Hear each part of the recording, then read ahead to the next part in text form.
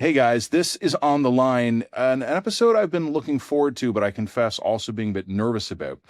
Many of you know I've been going through with my family a bit of a healthcare journey, which is kind of a very polite, mild euphemism for what has been kind of a nightmare. My friend Dr. Brian Goldman has a new book. He's an emergency room physician at Mount Sinai in Toronto. He is an author. This is not his first book that we're about to talk about. Also a broadcaster. And he's going to join me for an extended conversation about what it's like in Canadian emergency rooms, what we could do to make them better, the problems we're running into, and why he wants an adult conversation about adding private care options to the system. I give him my joke about the ghost of Tommy Douglas. He hadn't heard it before. He liked it. Stick around for it. You're going to enjoy it. Here is my interview with the author now of The Casino Shift, Dr. Brian Goldman, right here. It's On the Line.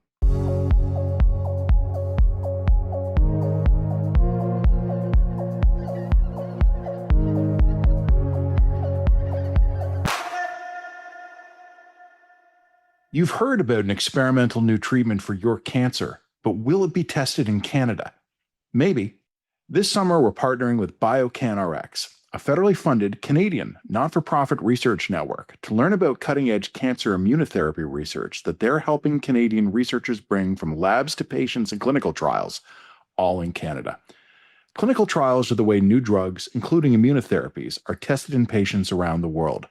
It's up to the developer of the drug to decide whether they want to trial it in Canada, and many do. Health Canada, our national regulator, reviews and approves all clinical trial applications, or CTAs, returning a decision within 30 days, a similar turnaround time to the United States FDA and other major jurisdictions. If they approve, and if the trial receives research ethics approval, it can start enrolling Canadian patients. It sounds easy, but it isn't. To submit a complete CTA, applicants need to provide hundreds, sometimes thousands of pages showing that a drug has a compelling chance of providing benefit, that it can be manufactured consistently, and that it's safe to administer to trial participants. This is especially hard for Canadian researchers because scientific studies that generate the necessary data aren't supported by many federal grants, which usually prioritize originality over real-world impact. BioCanRx helps Canadian researchers succeed in the CTA process, and so far, they've gotten 16 therapies to trial. But once a trial starts, how can Canadians learn about it and where can they access it? That question and more next time. Thanks to BioCanRx for partnering with The Line to tell this story. Dr. Brian Goldman is here. He is a doctor. That's inherent to the title. He's an author. He's a broadcaster at the CBC, and a guy I've been talking to for many, many years, usually about medicine, sometimes about Star Trek and the Maple Leafs, but I think today we'll keep it mostly to the medicine. So, Doc, I've been wanting to talk with you for a while just about the overall state of the healthcare system, but you have a book out right now, The Casino Shift. Let me make sure I get the title exactly right. I have it written here in a note. The Casino Shift, Stories from an ER on the Edge. And this is a follow-up to a previous book you'd written called The Night Shift, because somewhere in your career you made either the brilliant or terrible decision to mostly do night shifts. And you wrote a book, I try to remember, was it like 15 years ago, about like what it was like to be in an emergency room on a night shift? You are at Mount Sinai Hospital, downtown Toronto, big emergency room in a big city. And then you more recently wanted to write The Casino Shift. And just for terminology, I'm going to spoil that. It's a split shift that some hospitals are using to reduce burden on doctors for night shifts. So you kind of stagger the night shifts into half. So that's where the casino shift comes from. But the book is about the experience of being in a modern Canadian emergency room in 2025. I think you were writing it. Yeah. I don't think much has changed since, at least not for the better. So let me ask you a very basic question before we get into some of the details, Doc. 15 years between your books, what changed? The technology got better. I have a pocket ultrasound. I'm actually walking around with an ultrasound probe that I can connect to my smartphone, and I can take pictures. I can tell you if you've got a fracture. I can tell you if you've got blood in your belly, if it's a trauma, if you've got too much fluid around your heart, if you've got a punctured lung. And it's a good thing that I've got that, because sometimes you actually have to haul that out in a waiting room. So the technology is better. I spent a lot of time in the night shift talking about how difficult it was for me to learn how to intubate patients using, like to put them on a ventilator with what's called direct laryngoscopy, where you put the laryngoscope blade down the back of the tongue or top of the tongue and try to visualize the vocal cords. And now we have video laryngoscopy where I can kind of do it while watching a monitor, and it's a heck of a lot easier than it used to be. So the technology is incredibly better, and yet at the same time, the challenges, the things I talked about 15 years ago are worse. And with some changes, hallway medicine became waiting room medicine, and we can talk about the reasons for that.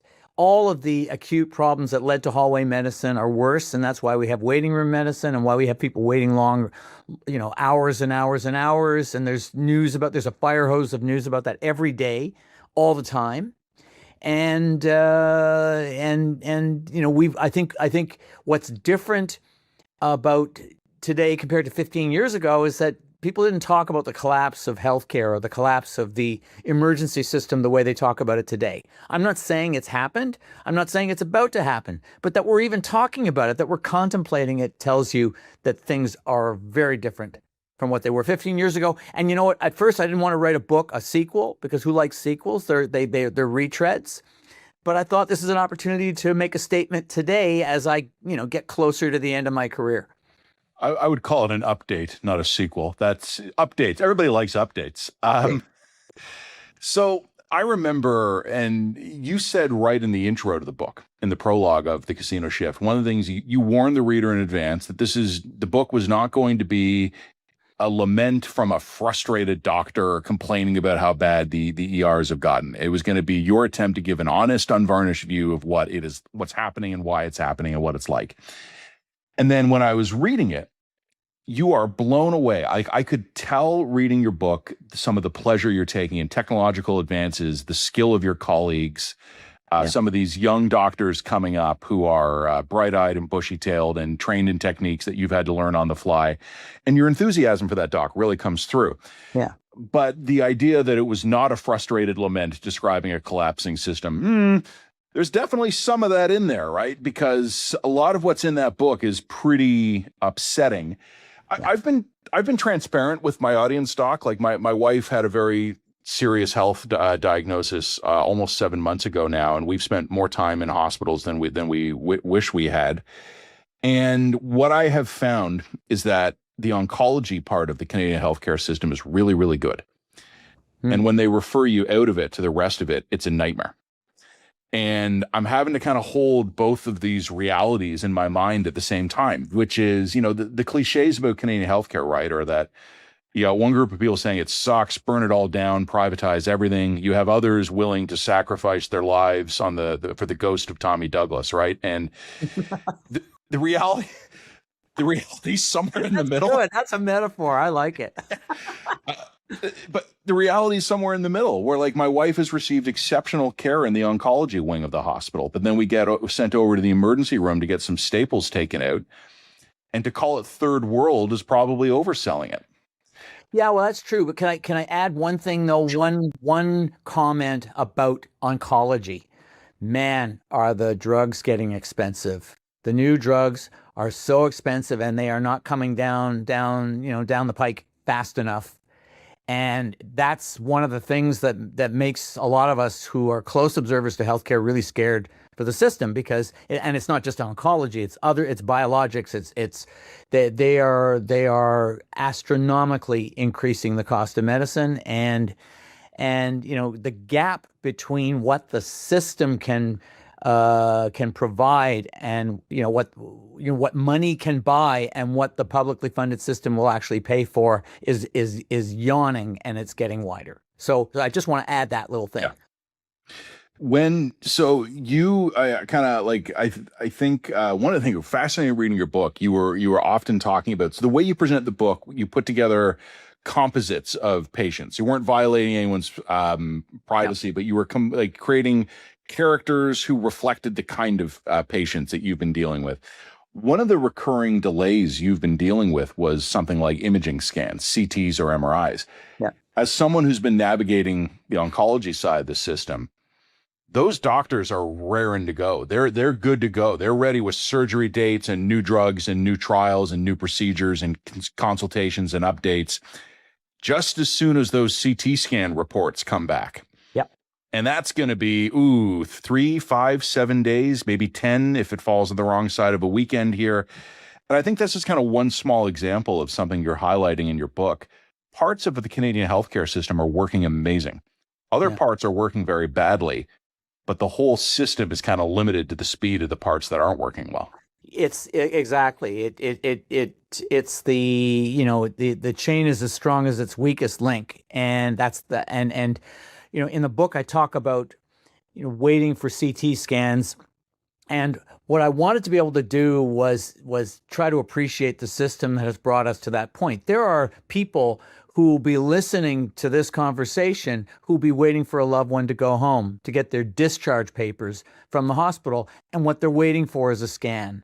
And the reason why they're waiting for the scan, and you think it's the most ridiculous thing in the world, just do the scan. Well, we don't have enough medical radiation technologists, MRTs, the people who actually do those CT scans. And, I got to walk a mile in their shoes and find out the struggles that they're dealing with. Time was that a scan took 40 minutes, and then the technology got better. And now you could do 8 scans in the same amount of time it used to take to do the one, except you've still got one technician who's bringing them in and bringing them out and bringing them in and bringing them out. And so they're worked off their feet. They're burnt out. And, we had a crisis in radiation technologists maybe about 20, 25 years ago. We airlifted a bunch from Quebec. We airlifted a bunch from Australia. And guess what? They're all of retirement age now, and they're leaving. And there aren't enough to replace them. And that's a recurring theme. It's nurses, it's respiratory therapists, it's lab technicians, all kinds of technologists. They're the unsung heroes of the system. And when they're not around, when there aren't enough of them, the ones who are still working have to work harder. They burn out. They're exhausted. They need a day off. And when they need a day off, that means your scan's going to wait. When my trying to avoid kind of I don't want to narrate my wife's medical records onto the podcast. That would be inappropriate. But I can mention that we were waiting for news, and we thought it was going to be good news. Things have been going our way for a while. We thought we were going to get some encouraging news, and we needed one scan to confirm it. And guess which one ended up getting delayed? And it was just this agony of waiting. Yeah. Because you're pretty confident based on all the other medical indicators you've gotten that you're about to get really, really good news. Yeah. And even one of my wife's doctors was basically peeking at the scans himself going, you know what? I'm not a radiologist, but I'm anxious about this. I think I want to see what's happening here. And we did end up getting good news, but it took almost a week. And that was a very long week, Doc. It is. And, there's actually a name for this. It's called scanxiety. Oh, yeah. That's what it's called. And there are, anybody who is waiting to see if they're responding to treatment and is basically resuming their lives, hoping and praying that they don't get bad news with the next scan, understands what this is. And I tend to suffer. I tend to be on the anxiety scale when it comes to how I cope with life. I can't imagine what it's like to be that. I guess the closest I came is my mother had breast cancer. She had a recurrence. As a young physician, she had a recurrence, and immediately, my thoughts went to the downside, to the pessimistic side, and it turned out, she lived another 30 years. So my anxiety wasn't, anxiety is an emotional state. It isn't what's actually happening. Yeah. But I feel for people who are waiting for the results of their next scan. It sucks, but yeah, there's not much to be done about it. Do you mind? I mean, it's kind of, you wrote a 300-page book, and I'm about to ask you to wrap it up in a sentence for me here. But I encourage everybody to read the book. It's The Casino Shift. But what do you think the theme of the book was? What were you trying to get people to understand about what it's like in a modern, large metro Canadian emergency room? What do you want them to come away understanding? Problem solving, incredible problem solving on the fly, and acts of heroism in the context of a system under incredible stress. That's it. And you can't have one without the other. The ingenuity of my colleagues to jerry-rig solutions, to intubate, to put three people, if you've only got one ventilator, to put two people or three people on the same ventilator by splitting the tubes, just doing stuff like that, the MacGyvering. And it's MacGyvering of the devices, but it's also the MacGyvering of the system to try to make things happen that are supposed to happen, so that for the good of your patients, and so that you don't suffer from this. Sometimes it's called moral distress. These days it's called moral injury. I'm not sure that each time we come up with newfangled terminology that we're making it clearer, but that the idea that I can't do right by my patients what I think should be right, whether it's moral or ethical, and because of the system, because of constraints in the system, because of stupid rules that make things difficult to get things done. Often the system seems to be set up for the specialist and not for the doctor who needs to get you to the specialist, or let alone the patient who needs to get to the specialist. Again, without wanting to overly personalize this, like me being the weirdo journalist I am, you bury me in the healthcare system, even in the midst of a family crisis, I can't turn my brain off, and I'm still absorbing all this info. Right. And I'm asking nurses, and I know the nurses are often on the front lines of pretty horrible abuse and harassment, and I'm saying to them, look, I don't mean to blow up on you, and I'm not that kind of a guy. Can you explain to me why we're doing this? Because this seems really stupid. Like, it seems like this is about the dumbest way we could possibly be doing this. And they just look at me and they go, yeah, it is. But there's no other way to do it. And in a real emergency, sometimes we can improvise something, but you're not quite sick enough. So instead, we give you this piece of paper and you wheel yourself to another part of the hospital and you get into a totally different line. And by the time you get to the front of the line, no one's read your file yet. Talking about like the kind of systems that we're stuck with here, they make sense on a flow chart, but then in reality, they break down. And one of the things I didn't know until a little bit before the pandemic, my son, who was then just a little guy, he broke his collarbone. He was just goofing around and he fell down. And it was a very obviously broken collarbone. You did not need to be an MD to look at that and go, ooh. And we were up at the cottage, and the local ER was overwhelmed, and it was just a small rural ER. And I'd like to tell you that the care he received was bad, but I can't, because he received none. Eventually, after eight hours, we just left and we drove to a larger urban area, and he was seen and he was treated immediately. I, as a professional, began studying the healthcare system, and I began to realize that emergency rooms would actually probably work pretty well if they weren't warehouses for people who could not be transferred to where they really should be. So in the book, you're talking about patients, repeat customers who have severe addiction or mental health issues. They should be getting treatment in specialized facilities or settings for that, but they aren't. So they show up at emergency rooms. Yeah. You have, we've already talked about oncology. You have cancer patients showing up who should be under the care of oncologists, but they don't have family doctors, so they show up in the emergency room.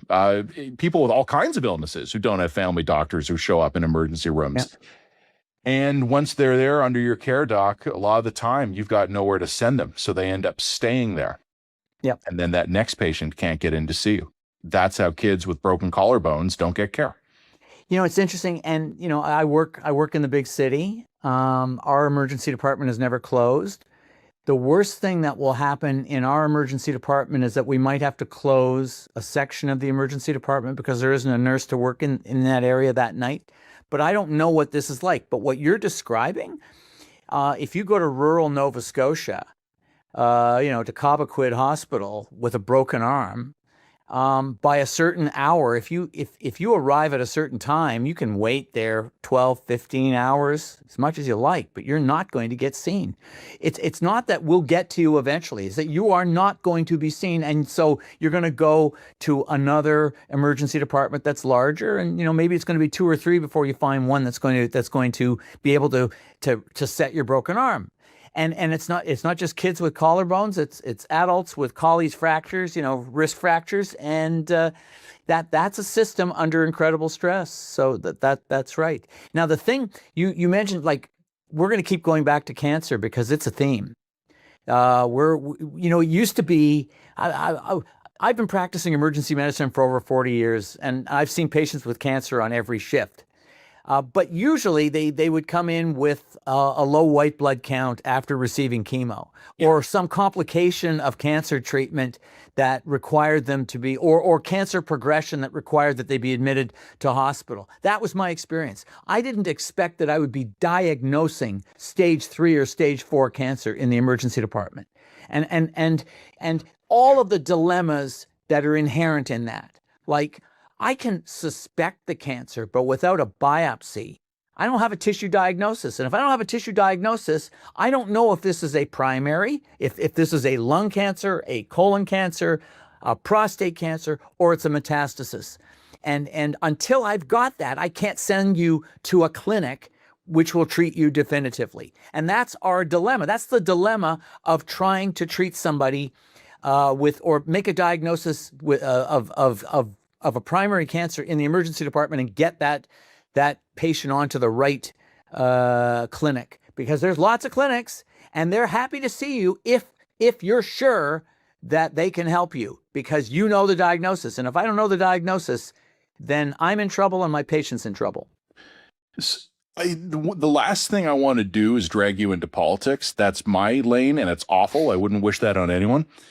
But a lot of our problems here are downstream of political decisions and budgeting decisions. And I'm not even unsympathetic to that, right? Because the politicians have got a lot of things they're responsible for. And as you've mentioned, oncology drugs getting more and more expensive. The number of routine diagnostic scans to go into even a fairly routine case has dramatically expanded. Those scans cost money. The analysis costs money. The number of routine medications a patient receives has gone up. Those all cost things. Yep. Patients living longer is amazing in the abstract, but now it also means instead of having an elderly patient who has complex medical needs for 10 years, they got 20. That's an extra decade worth of costs, and God bless them. The problems we're facing aren't particularly mysterious. What scares the hell out of me, Doc, is that we're not really fixing them. And it's not rocket science, too. We have cut 60 to 70% of the beds out of the system. And, there was a time 30, 40 years ago when there was the promise of same-day surgery, and to a large extent it's been realized. But it's not same-day surgery for an 82-year-old with chronic obstructive pulmonary disease and chronic kidney disease from type 2 diabetes. No siree, it's not. They're going to be admitted to hospital, and they're going to be there for days, weeks, maybe longer. And we don't have the bed capacity to deal with that. And, add to that, we don't have enough long-term care beds in most provinces in the country. And so you've got patients who can be downgraded to something called alternate level of care, means that they don't require acute care, but they are tying up a bed. And we're not going to call them bed blockers because that stereotypes their situation when in fact they're human beings who are neither here nor there, and because the system can't find as you've already said eloquently, can't find the right place for them because there aren't enough right places for them. And so that the spillover effect in the emergency department is that think of the bed capacity of the emergency department, the stretcher capacity, 30 stretchers, 40 stretchers, 50 stretchers. Obviously rural hospitals, it's fewer. That's the bathtub. And the drain is the patients who get admitted to the internal medicine team, to the surgical team. And imagine that the drain of the bathtub is blocked because people aren't leaving to go upstairs to the wards. They're not leaving those stretchers in the emergency department to go up to the wards. Now the water is still flowing. We've tried to divert ambulances. Don't come here today. Don't come here for the next 5 hours. Please don't come here. Don't send us any more patients. It doesn't work because it's like squeezing a balloon. You can compress it here, but it's going to expand over there, and the knock-on effects everywhere else will be disastrous for the system. And so you've got this bathtub that's now overflowing. And I met in the book. I interviewed a young emergency physician, mid-career, 40, named Caitlin Stockton, who on one fateful day in November of 2024 arrived for her 6 a.m. shift with 2 working stretchers, and immediately one patient crashed, then another patient crashed.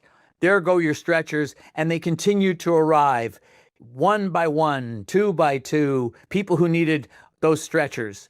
And basically, she and her colleagues, as the other physicians came, 8 o'clock, 10 o'clock, began to realize this is a shitstorm. We can't deal with this. And they actually went to the hospital and said, help us by moving out some of the patients that emerged, get them upstairs, cancel elective surgery, call a code orange, do something. And the hospital said, nope, we're not going to do that. And eventually she and her colleagues put up some signs, very benign looking signs that said, we're busy. Please understand, and maybe call your MLA, because it was British Columbia, not Ontario, member of Legislative Assembly. And somebody snapped a photo of the sign, and it got posted on social media. Then there was a flurry of news coverage, and they hauled Caitlin Stockton in, the health authority and the hospital, and said, we want you to recant what you said. We want you to say you lied and that it wasn't necessary, that there was no danger, there was no problem here. She refused, and she ended up actually suing the health authority for harassment and constructive dismissal. The terms, the case was resolved. We don't know the terms. I don't think we're ever going to hear the terms because of non-disclosure agreements. And she, as far as I know, she's the first physician I've ever met, first emergency physician to sue a health authority for lack of support and for creating a climate that was bad for patients and bad for colleagues, for allied health professionals who are supposed to work there. And she'll never have to pay for her own beers at the pub again. No. And she's been winning awards. She won the Canadian Association of Emergency Physicians Advocate of the Year, same thing at the Canadian Medical Association. She could go into politics. I think that would be a dreadful mistake, but I'm being cynical. Dr. Danielle Martin has become an MP. We'll see how long she lasts. We'll see. Does the name Jane Philpott ring a bell? Politics is the art of the possible. It's not the art of the aspirational. It's funny. I'm going to have to move my computer to do this, and it's going to cause my camera to move around. But give me a second. This is very graceful for all the video viewers right now. Okay. Scintillating podcast content here from your friends at the line. But you asked me if I've heard of Dr. Philpott. Yep. Right here on my stack of books that I have organized alongside yours for healthcare. Just my theme of healthcare, and I've got her book right here on the table with me because I was flipping through it when I was reading yours as well. What you said a minute ago was right about the solutions are known. I remember you talking about ALC, alternative levels of care. When I began researching this, kind of figuring out as an outsider 5 or 6 years ago, probably more than that now, I was told that a typical Ontario hospital, probably somewhere maybe a quarter to a third of the people who are in that hospital don't actually need to be there. Yeah. They should be in a long-term care home. They're healthy enough to go to a long-term care home, but there are no long-term care beds available. They have just recovered from an accident or an illness, and they need a spell of rehab before they can go home, but there are no rehab beds available, so they're in the hospital. They're ready to go home, but they might need some supportive care for a couple of weeks. Maybe they've had hip surgery or knee surgery, but there's no home care available, and it's going to be a week or two before anyone's available. They're in there for a psychiatric reason, and they need actual inpatient treatment at a psychiatric facility or somewhere to recover from substance abuse issues. Nothing available. And so on and so on and so on. So these poor people are stuck in the hospital, and then poor guys like you are dealing with the people showing up with the broken bones and the gunshot wounds and the weird infections and the heart attacks in the emergency room, and you can't take them in because you haven't been able to clear out the hospital yet. Yeah. We nibble at the edges of this. Yeah. Every couple of years, the premier of any province will show up and cut a ribbon at a new long-term care home facility, things like that. Yeah. I'm not great at math, Doc, but I can look at a population trend line, and we're getting older. Yep. I don't like where this ends, and I promise you, I'm not trying to lead you down a doom and gloom path here, but oh boy, I don't like the trajectory of this because I know how fast politics moves in this country, and I don't think it's fast enough. It's not, and there are some cynical explanations. One of them is waiting for the boomers to die. Yeah. Basically, and we could talk about maybe boomers should pay a tax. Maybe there should be boomer bonds. Because they're a lot wealthier than Gen Z, and they're taking up a lot of healthcare resources, and that includes me. And so that's one thing. I think the other cynical argument is that at least some provinces, Alberta would be top of the list, are paving the way for a private, like a dual system, a private alternative, and having dual practice physicians who, that orthopedic surgeon who can say, I can put you on the list for a publicly funded knee, and it'll probably take you 18 months, maybe 2 years. Or I have space in this private hospital where I also work, and you can do it next month. What would you like? That's, I think that, you could see the outlines of a push for private in this country. I staunchly believe in a publicly funded system. Universal health care is, I think, the way to go. I think somewhere we've got to raise more money, or get the public to accept the idea that it's going to cost a lot more. And there's competing priorities. I get really concerned when some of my medical colleagues who are staunch defenders of the system won't talk about things like tax increases. Won't say, look, it's going to cost more money and it's got to come from somewhere. And it's got to. And we've got this guy Trump in the White House right now, and countries in the EU and I think Canada included are increasing defense spending. Again, that's got to come from somewhere. That's got to come out of the single pot of money, which is the taxpayer. And so we have to look for solutions. That's why one of the things I do at the end of the book is talk about having an adult conversation about private. Not because I'm a proponent of private, but there's got to be ways. There are countries that seem to do a little bit better of blending public and private without the system falling apart. Well, I had told the doctor we wouldn't get into politics, but we're about to. Stick around. We'll be right back in a moment. Dr. Brian Goldman is here. This is On the Line. This episode is also brought to you by the Forest Products Association of Canada. A stronger forest industry can help build Canada strong. We need more homes, faster and more affordably, and Canadian wood can be part of the solution. Light frame construction, mass timber, modular systems, and other modern building methods can support housing, lower embodied carbon, and strengthen domestic supply chains. The same opportunity exists in schools, health facilities, community buildings, and public infrastructure. When Canada builds, Canadian materials and Canadian workers must be part of the plan. Learn more at fpac.ca. Dr. Brian Goldman's here with me. He is the author of his latest book, The Casino Shift. He is also an emergency room physician in Toronto and a broadcaster. And I've been talking to him for longer than either of us care to admit. We ain't as young as we used to be. I don't want to talk politics. I get to do that almost every episode I record. I want to spend this episode talking about healthcare. but there is undeniable overlap. And you were saying just a moment ago about having an adult conversation about some private delivery options, whatever that ends up looking like. And you'd also said you're a staunch believer in a public system. So am I, but not this one. Like, I could agree in theory with a publicly funded system, and many of our European allies do have publicly funded systems. They've also figured out a way to run it much better than we do. And one of the things I worry about, Doc, is that Canadians and Americans are locked in an unhealthy relationship where we both only compare ourselves to each other. Yeah. And the Americans look at the nightmare of Canadian healthcare, and we look at the nightmare of Americans going bankrupt paying for medical care.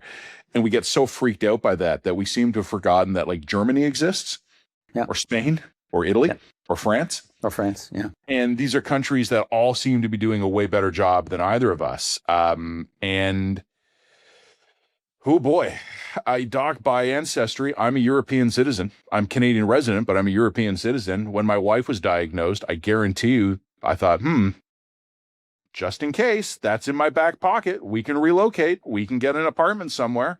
It hasn't been necessary so far. Thank God. We've done well so far. But can I confess to you that there have been moments over the last 7 months where first of all, I would have happily paid money to expedite some things. That money would have gone into the system and helped the next guy. But also, I'm just going to say, the notion that we have fully universal health care in this country is insane. Even in this publicly funded system we have in Ontario, I've spent tens of thousands of my own dollars over the last 6 months, adding on options for my wife that exist technologically but aren't funded yet by the provincial system. Yeah. So you're already experiencing it, and we've never had a strictly publicly funded system. We have this kind of fledgling dental care in Canada. Other countries, EU countries, have more comprehensive dental care because dental health is really important to your overall health. People who have poor dental health are more likely to get pneumonia, more likely to have heart disease because of inflammation caused by bacteria that poor dental care cause to flourish. So as it is, 35% of our healthcare is private, and you've experienced it. It's a very extreme example, but it's a real one. And there are other countries that blend public and private, means tested. You can, as long as you have standards and accountability, then you can have a fairly uniform healthcare system where through means testing, people who are above a certain means simply pay more for their healthcare. Yeah. And, whether it's in healthcare premiums or they're forced to purchase insurance, not for a parallel private system, but for a system where you have, beds in the same hospital that are privately funded and beds that are publicly funded. And it's doable.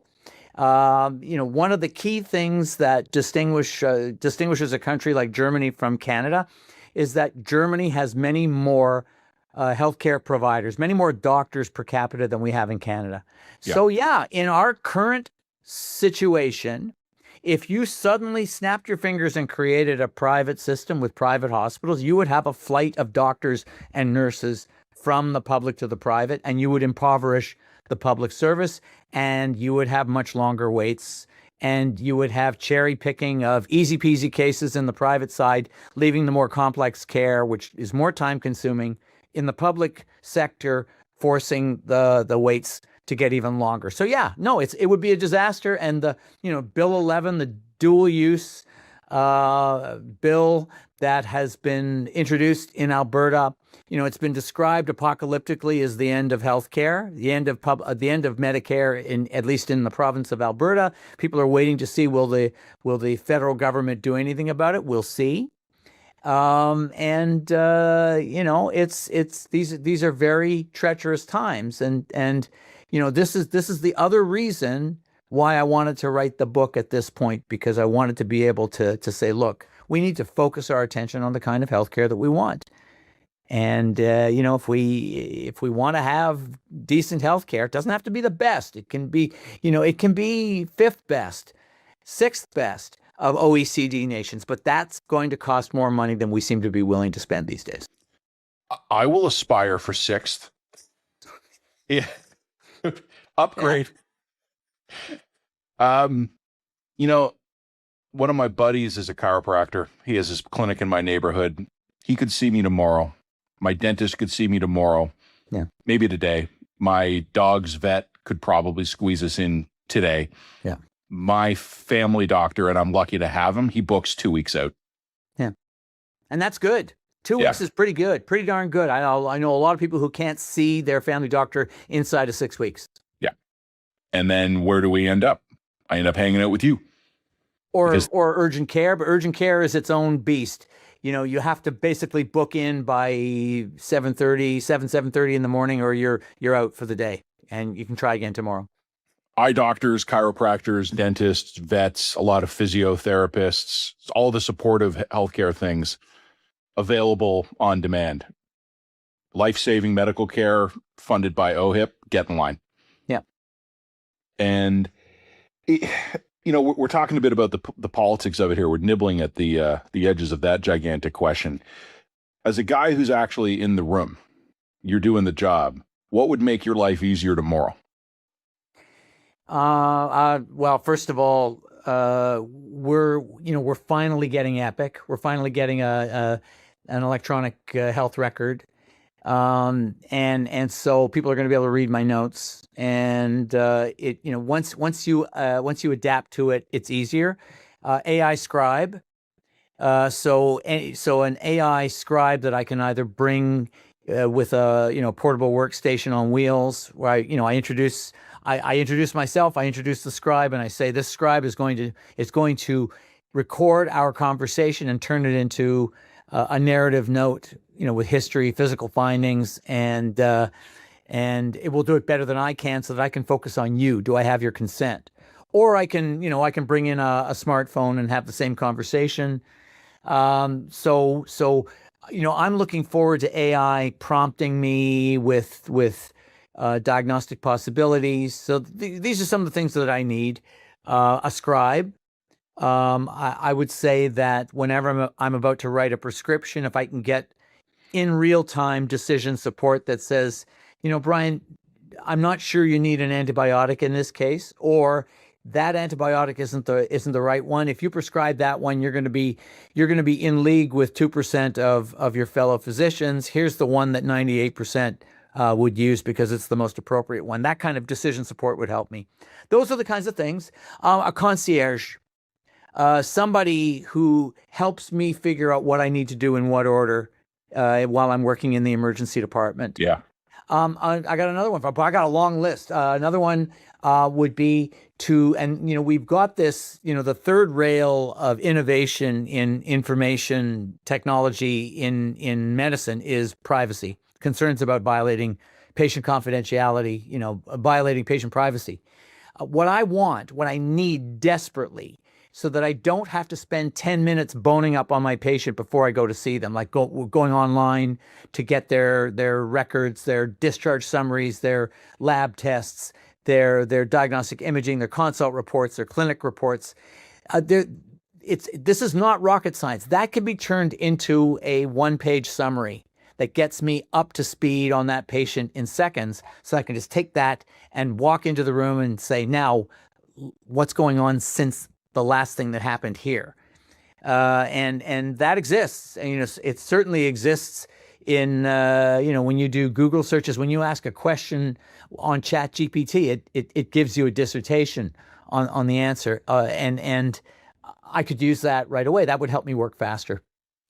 One of the themes in your book, and you come to it often, and it's something that we have experienced over our last 7 months of this delightful journey, is chair medicine or waiting room medicine, hallway medicine. Can you take a minute and tell me what that is? And, I asked you at the beginning when we started talking today, you wrote 2 books 15 years apart, roughly. What is hallway medicine? What is chair medicine? And what's the trend? So hallway medicine has existed since, it's in a way that it's been documented since the 50s. One of my heroes when I started writing medical articles was Sidney Katz, and he coined the phrase hallway medicine. He was talking about it was an article in Maclean's magazine like 70 years ago. 70 years ago. And he was talking about how a broom closet on a ward in a hospital was converted into a patient room. And I guess at one point it would have been seen as a bit of innovation. I remember being on White Coat Black Art, and I went to Jewish General Hospital in Montreal, where a colleague, Dr. Eddie Lang, showed me their corridor, a corridor that would hold up to 43 patients. And there have been lots of corridors that I've seen since then, but it had been turned into an institution with privacy curtains and electrical outlets, and all of the issues, the attended issues, the fact that you don't have quick access and thorough access to a bathroom when you need it. You don't have a lot of privacy. It's the worst place to be breaking bad news. And so I saw that back in 2008. We're like 18 years later. So the bathtub I told you about, filled with patients now, included the hallways. Now the spillover is in the waiting room. So waiting room medicine means seeing people and trying to get their care started in the waiting room so that the 4, 5, 6, 7, 8, sometimes 12, 15 hours is not wasted time. So that they get, now if you have a phlebotomist, if you have a venipuncturist who's doing blood work, doing EKGs, you can at least get it started. If I can see them in the waiting room, I can get the CT scan and get their workup started. And I would say now when we start, most hospital emergency departments have you start your shift in the major section, resuscitation room, the people who have the more complex care needs. And that means that you're starting your shift in the waiting room. You might see the first 5 or 6 patients, maybe the first 10 patients you see are in the waiting room. Some of them are on stretchers. Some of them have been ducked into side rooms that have been created to bring them in and out, so that you can bring the next one in. And some of them you're seeing in chairs. Now, if I see them in a chair, I'm not going to do a history in front of everybody else. I will take them into a side room, but I got to bring them back. So chair medicine, it means different things depending on the person. Chair medicine could be a form of efficiency. There are some people who don't need to be in stretchers, and they're on stretchers waiting for one last blood test. Well, if you think they're going to go home, you can get them into a chair. On the other hand, there is this, the image of taking somebody who is 88 and has terrible abdominal pain that's going to turn out to be a bowel obstruction, or they've got cancer, we're back to that, or an ischemic bowel, and you bring them from a waiting room chair, accompanied by their 86-year-old spouse, and you get them on a stretcher, you examine them, they're tender, you're going to start an IV, you're going to give them something for pain, something for nausea, you're going to order a CT scan, and oh, by the way, I'm sorry to have to tell you this, but do you mind taking a chair again? And it's bad for them, and it's not my issue, it's my moral distress, my moral injury, but it's not my problem, it's their problem. Let's put the problems where they belong. And so we are, on the one hand, we are exploring new and innovative spaces to see patients and to try to assess them and get them diagnosed and treated. But we're testing those limits every day in ways that are sometimes, frankly, inappropriate. In one of our more recent hospital jaunts, I watched someone die. I watched someone be told they were going to die. And I watched someone be told that they'd lost their baby. Yeah. Wow. And I didn't know where to look because this was all happening in one room about the size of a classroom. God, yeah. Yeah. What's the greater kindness? Is it to look at them and try to show them some support, or is it to pretend you didn't hear? I didn't know, but I was present at the end of one man's life, at one woman discovering her life was going to end, and another woman discovering the life she was carrying was no longer alive. And I I got to see all of it because we were sitting together in a room. Yeah.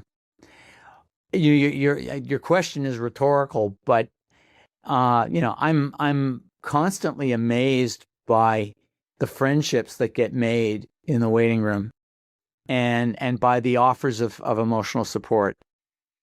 There are this could get me choked up, but just thinking about somebody who dies alone in the emergency department, and the idea that strangers were around and comforted them and made them feel seen and not alone. I guess it's some kind of comfort. Hey, Matt, we see plenty of people who are alone. We see plenty of people who are unhoused, who have severe mental health challenges, who have trouble finding a place and staying in a place. There are innovations. I talk about them in the book. I talk about Dunn House, which has been a success for some of the people who would visit the University Health Network emergency department frequently, who happen to be unhoused. It turned out that giving them a house, giving them an apartment, and providing clinic services on the main floor of the in the lobby of the apartment complex helps keep them out of the emergency department. So maybe it provides them a kind of companionship too, I suspect. We're down to a couple minutes because you got to get downtown today. One of the things that jumps out at me, we talk about the money and the constraints on the system. If we were to build a twin for every hospital that currently exists in the GTA, if we could find the real estate, if we could build the structures, we couldn't staff it. We don't have enough doctors. No, correct. So even if we came up with the money, Doc, where are we going to get the people? Well, we're going to have to train them, and there are lots of new medical schools that are being built as we speak. Toronto Metropolitan University, Queen's Lakeridge, which is a joint effort of Lakeridge Hospital in Oshawa and Queen's University in Kingston. There are lots of medical schools that are being built in, there's going to be a new one in Brandon, Manitoba, in parts of Atlantic Canada. So we're going to have to train more, but that's going to take years. We're going to have to find ways of streamlining the credentialing of international medical graduates. And, one of our favorite shows, not because it was a success story. Ultimately, it was a success story. On White Coat Black Art, we told the incredible tale of Dr. Michael Atlin, who was an American internist from North Carolina, who all he wanted to do was leave Trump world and come to Canada, and he got a work visa. He like that. He got a license with the provincial college like that. What he couldn't get was permanent residency, and it took him like 2.5 years. He was on our show, and and you know what? A couple of weeks after he was on our show, the federal government announced a new program, which to me, I'm being biased here, seemed like it was tailor-made. It was written so that he couldn't miss. He had to be able to get permanent residency. There is, I will say there is a potential windfall if we go hard after American researchers, doctors, nurses, other healthcare providers. We could scoop up a whole bunch of them. And, that in the same way that, way back in the beginning of our conversation, I talked about, Atlantic Canada recruiting medical radiation technologists, X-ray techs from Australia. We can do that. There's a windfall there if we're smart about it. I'm not sure that, there are certainly, British Columbia looks like it's going after, and Manitoba are going after nurses from the United States in a big way. So that's going to be another way that we're going to bring more healthcare providers here. But you're absolutely right. The shortfall is huge. Yeah. And I mean, with all the things you and I have been talking about this whole almost hour we've spent together talking about the challenges in the system, it's a lot easier to recruit people to a system that isn't struggling. That, where, a lot of people might be tempted by leave their country, whether it's the United States because of politics, whether I know a lot of the nurses in the GTA right now are from the Philippines and the Caribbean, right? Like we can make offers, right? Hey, come to Canada, build a better life. It's a lot easier to make that sales pitch if the flip side of it isn't, and you will be desperately overworked, spat on, you will be underfunded, disrespected, and you'll burn out in 5 years. I will say one thing, from the United States, they're often leaving a system that they're not just coming here because they want work. They're coming here because they want to leave the United States because maybe they've got a spouse who has a green card, and they're terrified that they're going to get picked up one day and sent out of the country. So they are so opposed to the system. And right now, the healthcare system in the United States, as it is, the publicly funded system, and even the HMO system, the private system, they are seriously underfunded. And the health conglomerates are closing hospitals and reducing health care. It's a mess. It's a mess there. And so healthcare providers want to leave that to come to a system that they hope is better. And when they do arrive, they're not saying, gee, I'm sorry I came. They're not saying that. They seem to be saying, I'm happy I came. I'm happy they came too, because we could use 100,000 more just like them. And honestly, Doc, I'm not exaggerating. Drop 100,000 extra healthcare professionals, doctors, nurses, technicians into the system. I don't think we'd add any capacity. I think we would flesh out the capacity that already exists on paper. We'd properly staff what we're already trying to operate. Yeah. All right. Down to a couple of minutes. Closing thoughts by you. I've already asked you the big picture question of what would make your life better tomorrow. AI scribe wasn't the answer I guessed. It's a cool answer. I could use one too. I'd love to have one of those following me around.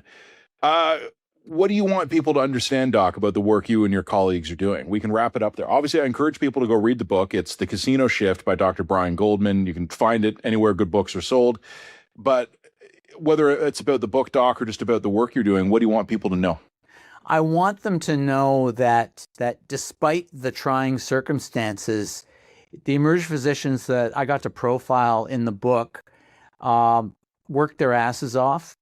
They delight coming to work. They delight saving lives. They delight solving problems, like Kirat Graywall, who is working with the Ontario government. She's one of my colleagues. She had a sibling with cancer, and she became energized to try to fix the gaps in the cancer diagnosis and staging system. And she's actually working with the provincial, she's doing research, and she's working with the provincial government to help them design services with the emergency department in mind, so that if you are unfortunately diagnosed in emerge, you can be led down a pathway to getting a faster diagnosis and faster treatment. Dr. Trevor Jane from Prince Edward Island, who's with the Canadian Forces Reserve, and is both a trauma and wilderness physician.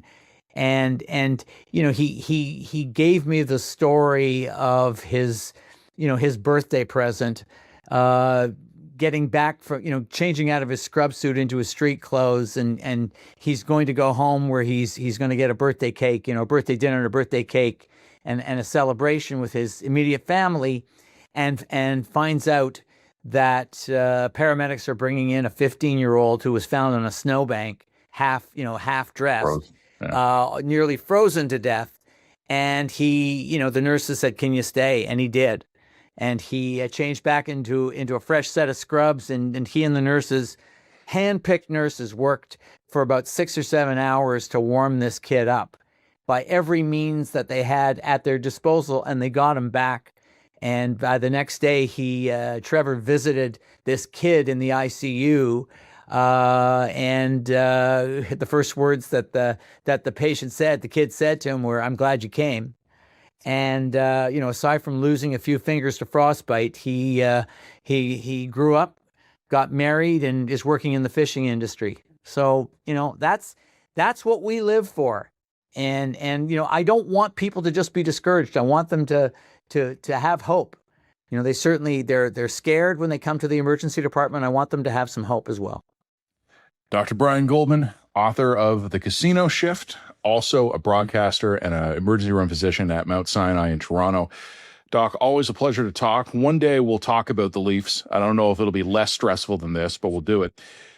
For now, though, thank you. And of course, I'll put a link where people can find the book in the show notes for this episode. But I really appreciate your time and almost 40 years of service. Thank you for that, too. My pleasure, and it's always a delight to speak with you. This episode of the Line Podcast is brought to you by Cameco Corporation. In nuclear energy, timelines and costs matter. Incomplete designs carry real risk of delays and cost overruns. That's why the AP1000 reactor is the right choice for Canada. It is already operating today and ready now to deliver the power we need with 100% Canadian ownership and strong participation from Canadian suppliers. If we are serious about building Canada and powering it on time and on budget, the choice is clear. The AP1000 reactor is the only option that delivers. To learn more, visit ap1000.cameco.com. That was my conversation with Dr. Brian Goldman. His book is The Casino Shift, Stories from an ER on the Edge. We're going to put right in the notes here where you can find a copy. Pick it up. It's 300 pages, but it's a brisk read. It's really good. It's stories from the ER. It's stories from right across Canadian healthcare. You should read it. It pulls no punches. It just tells you what it is, and it does not neatly conform to any ideological agenda. It's just the truth about the problems. The Casino Shift by Dr. Brian Goldman. This has been another episode of On the Line. We'll be back in a couple of days with an episode of The Line Podcast. Check us out as always at www.readtheline.ca. Like and subscribe. Talk to you soon.